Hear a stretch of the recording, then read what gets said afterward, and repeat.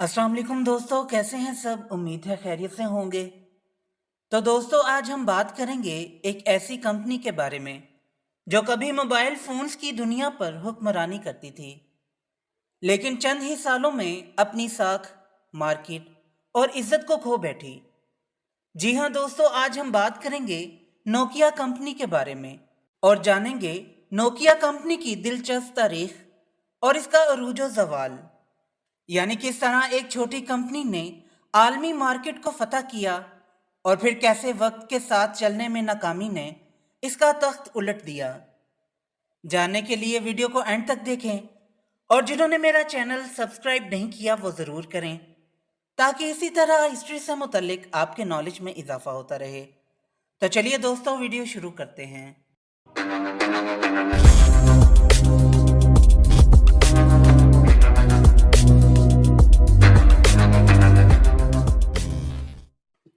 Nokia की बुनियाद 1865 में फिनलैंड के एक छोटे से शहर में रखी गई। इस वक्त इसका काम कागज बनाने का था। नोकिया के बानी फ्रेडरिक एडिस्टम ने इस कंपनी का नाम नोकिया इसी शहर के करीब बहने वाले एक दरिया के नाम पर रखा। इब्तदा में नोकिया ने कागज, रबड़ और केबल्स जैसे मसनूआत में काम किया, जो कि सनती दौर की ज़रूरियात के मुताबिक था। 1900 की दहाई के आगाज में नोकिया ने टेली कम्युनिकेशन की दुनिया में कदम रखा और टेलीफोन केबल्स, रेडियो फ्रिक्वेंसी और इलेक्ट्रॉनिक डिवाइसेस तैयार करना शुरू की। ये वो वक्त था जब दुनिया भर में टेली कम्युनिकेशन की सनत तेजी से फैल रही थी और नोकिया ने इस मैदान में अपनी जगह बनाने के लिए मेहनत की। 1970 की दहाई में नोकिया ने टेली कम्युनिकेशन की सनत में अपनी तवज्जो मरकूज की और मोबाइल फोन्स की तरक्की पर काम शुरू किया। 1982 में नोकिया ने अपना पहला कार फोन मोबिरा सेनेटर लॉन्च किया, जो कि एक बड़ी कामयाबी थी। यह मोबाइल फोन्स की दुनिया में नोकिया के सफर का आगाज था। 1887 में नोकिया ने मोबिरा सिटी मैन 900 लॉन्च किया, जो कि दुनिया का सबसे हल्का और कम वजन मोबाइल फोन था। इस दुनिया ने नोकिया को बैनुल अक़वामी सतह पर पहचान दिलाई और कंपनी की साख को मजबूत किया। 1990 की दहाई के अवाइल में नोकिया ने मोबाइल फोन्स के साथ साथ GSM global system for mobile communications की तरक्की पर काम किया, जो कि मोबाइल कम्युनिकेशन के लिए एक आलमी मयार बन गया। 1992 में नोकिया ने अपना पहला GSM mobile phone Nokia 1011 launch किया। ये एक इनकलाब था जिसने मोबाइल फोन्स की दुनिया में नोकिया को एक नई पहचान दी। नोकिया ने मोबाइल फोन्स की तरक्की को अपनी अव्वलीन तरजीह बनाया और इसी हिकमत अमली ने इसे दुनिया की सबसे बड़ी मोबाइल फोन बनाने वाली कंपनी बना दिया। 1990 की दहाई के आखिर में और 2000 की दहाई के आगाज में नोकिया ने मोबाइल फोन्स की दुनिया पर मुकम्मल तौर पर कब्जा कर लिया था। इसका सादा और मजबूत डिजाइन, जैसे कि नोकिया 3310, आलमी सतह पर एक यादगार बन चुका था। यह फोन अपनी सादगी, मजबूती और तवील बैटरी लाइफ की वजह से बेहद मकबूल हुआ। नोकिया ने मार्केट की ज़रूरियात को समझा और इसके मुताबिक जदीद और मयारी मसनूआत तैयार की। 1998 तक नोकिया दुनिया की सबसे बड़ी मोबाइल फ़ोन बनाने वाली कंपनी बन चुकी थी। इसका जीएसएम टेक्नोलॉजी पर मबनी नेटवर्क दुनिया भर में फैल चुका था और नोकिया के फ़ोन्स हर जगह दस्तयाब थे। नोकिया की कामयाबी की बुनियाद इसकी जदीद डिज़ाइन, मयारी मसनूआत और सार्फिन की ज़रूरियात को समझने की सलाहियत पर थी। नोकिया के ज़वाल की शुरुआत उस वक्त हुई जब इसने अपनी ही कामयाबी के बोझ तले दबना शुरू किया। 2007 में एप्पल ने अपना पहला आईफोन लॉन्च किया, जो कि एक जदीद टच स्क्रीन स्मार्टफोन था।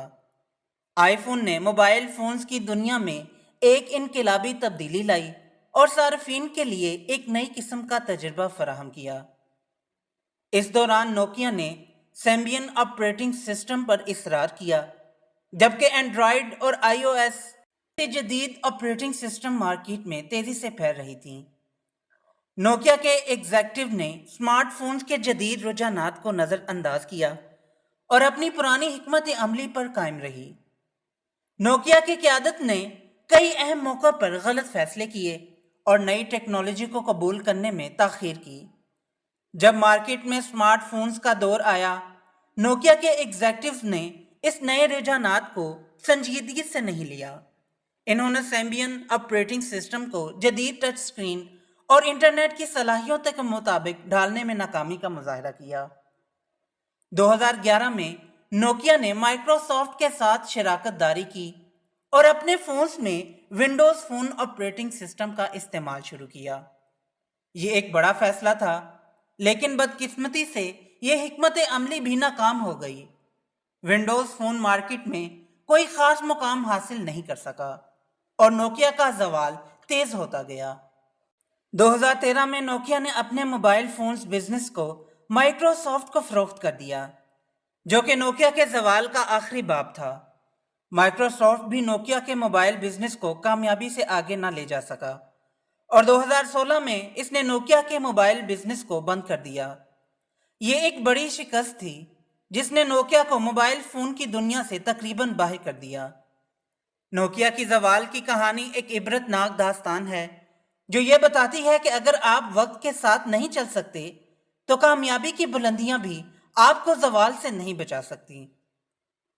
نوکیا کی زوال کی متعدد وجوہات تھیں جو اس عظیم سلطنت کو گرا دینے میں اہم کردار ادا کرتی ہیں۔ نوکیا کی سب سے بڑی غلطی یہ تھی کہ اس نے تکنیکی ترقی کی رفتار کے ساتھ خود کو ڈھالنے میں ناکامی کا مظاہرہ کیا۔ جب ایپل اور اینڈرائڈز کے جدید اسمارٹ فونز مارکیٹ میں آئے تو نوکیا نے اپنی پرانی حکمت عملی پر قائم رہنے کو ترجیح دی۔ اس کا نتیجہ یہ ہوا کہ نوکیا جدید تکنیکی دنیا سے پیچھے رہ گیا۔ نوکیا نے صارفین کی بدلتی ہوئی ضروریات کو سمجھنے میں غفلت برتی۔ اس نے نئے رجحانات کو قبول کرنے میں تاخیر کی، جس کی وجہ سے وہ مارکیٹ کے نئے چیلنجز کا مقابلہ نہ کر سکا۔ صارفین اب ٹچ سکرین، انٹرنیٹ اور جدید ایپلیکیشنز کی طرف متوجہ ہو چکے تھے، لیکن نوکیا ان کی ضروریات کو پورا کرنے میں ناکام رہا۔ نوکیا کی قیادت نے کمپنی کو صحیح سمت میں لے جانے کے لیے بروقت فیصلے نہیں کیے۔ انہوں نے نئی ٹیکنالوجی اور مارکیٹ کے بدلتے ہوئے رجحانات کو نظر انداز کیا، جس کی وجہ سے کمپنی کے زوال کی رفتار تیز ہو گئی۔ سیمبین آپریٹنگ سسٹم پر اصرار کرنا، جدید اسمارٹ فونز کو قبول نہ کرنا اور مائکروسافٹ کے ساتھ شراکت داری جیسے غلط فیصلے نوکیا کے زوال کا باعث بنے۔ مائکروسافٹ کے ساتھ شراکت داری بھی نوکیا کے زوال کا ایک اہم سبب بنی۔ Windows phone operating system market میں کامیابی حاصل نہ کر سکا اور نوکیا کا موبائل بزنس مکمل طور پر ختم ہو گیا۔ اس شراکت داری نے نوکیا کی پہلے سے ہی بگڑتی ہوئی حالت کو مزید خراب کر دیا۔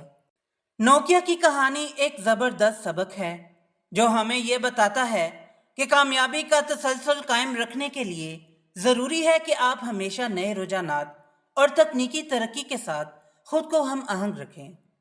اس کہانی میں موجود کامیابی، زوال اور دوبارہ آغاز ہر اس شخص یا ادارے کے لیے ایک رہنمائی فراہم کرتے ہیں جو اپنی موجودہ حیثیت کو برقرار رکھنا اور بہتر بنانا چاہتا ہے۔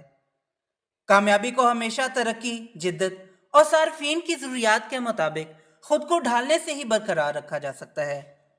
نوکیا نے اپنی ابتدائی دنوں میں جس جدت اور ترقی کی حکمت عملی پر عمل کیا وہی اس کے عروج کا باعث بنی، لیکن بعد میں اسی حکمت عملی میں کمی نے اسے زوال کی طرف دھکیل دیا۔ آج نوکیا ایک ایسی کمپنی ہے جو کہ telecommunication networks, 5G technology اور انٹرنیٹ آف تھنگس جیسے جدید شعبوں میں سرگرم ہے۔ اگرچہ وہ موبائل فون کی دنیا میں اپنی پرانی حیثیت حاصل کرنے میں ناکام رہی، لیکن اس نے اپنی جدت، محنت اور استقامت سے ایک نئی راہ پر قدم رکھا ہے۔ نوکیا کی کہانی ایک یاد دہانی ہے کہ زندگی اور کاروبار میں کامیابی کو ہمیشہ چوکنا رہ کر اور تبدیلی کے لیے تیار رہ کر ہی برقرار رکھا جا سکتا ہے۔ یہ کہانی ہمیں یہ بھی بتاتی ہے کہ ایک وقت کی ناکامی کبھی بھی مستقل زوال کا سبب نہیں بنتی، अगर आप में दोबारा खड़े होने की हिम्मत और खुद को बदलने का अज़म हो तो आप दोबारा कामयाबी की तरफ लौट सकते हैं। नोकिया का अरूजो ज़वाल सिर्फ एक कंपनी की कहानी नहीं, बल्कि ये एक अजीम सबक है जो हर उस शख्स या अदारे के लिए है जो कामयाबी की जस्तजू में है। वक्त के साथ चलना, नए रुझानात को समझना और जिद्दत को अपनाना वो अनासर हैं जो कामयाबी के दरवाजे खोलते हैं। नोकिया ने अपनी कहानी से ये साबित किया है कि अगरचे आप एक बार जवाल का शिकार हो सकते हैं, लेकिन अगर आपके पास अज़म और हौसला हो तो आप दोबारा खड़े हो सकते हैं, और शायद दोबारा इससे भी ज़्यादा मजबूती से। तो दोस्तों, ये थी आज की वीडियो पसंद आई हो तो लाइक ज़रूर करें और मेरे चैनल को सब्सक्राइब करें।